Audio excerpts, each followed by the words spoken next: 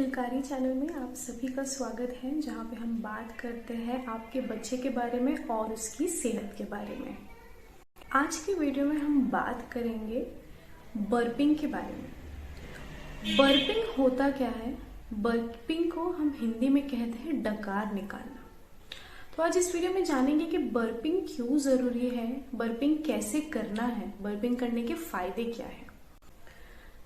तो बेबी की डकार निकालना या बर्पिंग कराना जरूरी क्यों है? जिस टाइम पे आप अपने बेबी को फीड करा रहे होते हो, उस टाइम पे दूध के साथ साथ बेबी ने काफी सारी हवा अपने पेट में स्वॉलो की हुई होती है या अपने पेट में ले ली होती है। तो वो हवा को रिलीज कराने के लिए हम बर्पिंग कराते हैं। अगर हम बर्पिंग ना कराए, अगर हम फीड के बाद बेबी को सीधा ही नीचे डाल दे, तो हो सकता है कि बेबी नींद में उल्टी करेगा या लेटे लेटे उल्टी करेगा, जो उसके लिए काफी खतरनाक साबित हो सकता है। बेबी के पेट में गैस पैदा होने के और भी कई रीजन होते हैं, जैसे कि आपका डाइट। आप जो भी डाइट ले रहे हो वो आपके ब्रेस्ट मिल्क के द्वारा आपके बेबी को जा रहा है। तो अगर मैं फूड्स के नाम बताऊं तो जैसे कॉलीफ्लावर, पत्ता गोभी हो गई, ब्रोकली हो गई, उसके बाद दूध और दूध से बने हुए जो चीजें होती है, चीज, आइसक्रीम, ये सारी चीजों से बेबी को गैस हो सकती है।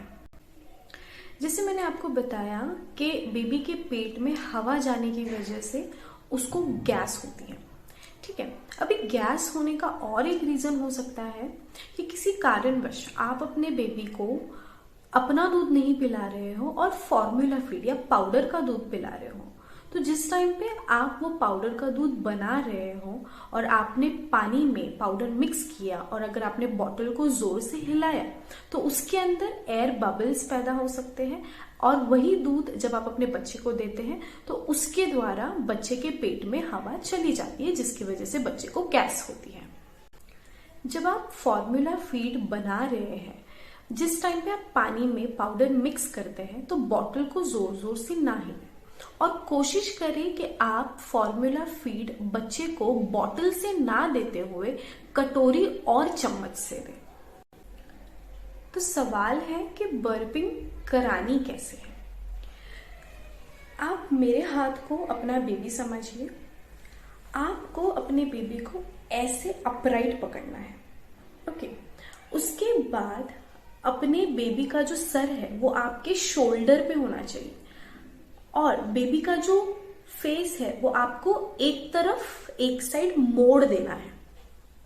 उसके बाद आपको मेक श्योर करना है कि बेबी अच्छी तरीके से सांस ले रहा है। उसके बाद आपको बेबी को नीचे से लेके ऊपर इस तरीके से थपथपाना है। अब ये चीज आपको कितनी देर तक करनी है?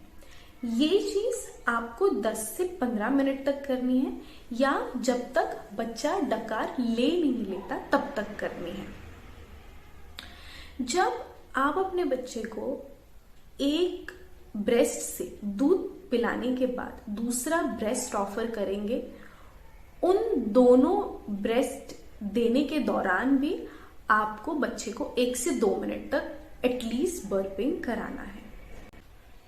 अब ये चीज का फायदा ये होगा कि जब आपने एक ब्रेस्ट से अपने बच्चे को दूध पिला दिया हो और उसके बाद आपने बर्प कराया, तो क्या होगा, जो भी बच्चे के पेट में हवा है वो निकल जाएगी और बच्चे के पेट में जगह बनेगी अच्छी तरीके से फीड लेने के लिए।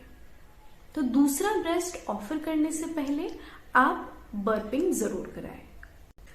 बर्पिंग कराते वक्त 2 चीजों का ध्यान रखें। अगर आप पहली बार माँ बनी हैं और आप बच्चे को अच्छी तरीके से पकड़ नहीं पाते हैं तो आप किसी और की मदद ले सकते हैं बर्पिंग कराने के लिए। और दूसरी बात, जब आप बर्पिंग करा रहे हो उस टाइम पे बच्चे की नाक का ध्यान रखें कि बच्चे को सांस लेने में दिक्कत तो नहीं हो रही है। होप सो आपको ये वीडियो पसंद आया होगा। थोड़ी बहुत जानकारी आपको इस वीडियो से ज़रूर मिली होगी। हमारा चैनल सब्सक्राइब करके हमको प्रोत्साहन दें कि हम आपके लिए और इसी तरीके के अच्छे वीडियो, इंफॉर्मेटिव वीडियो आपके बच्चे की सेहत के लिए बनाते रहें। Thank you.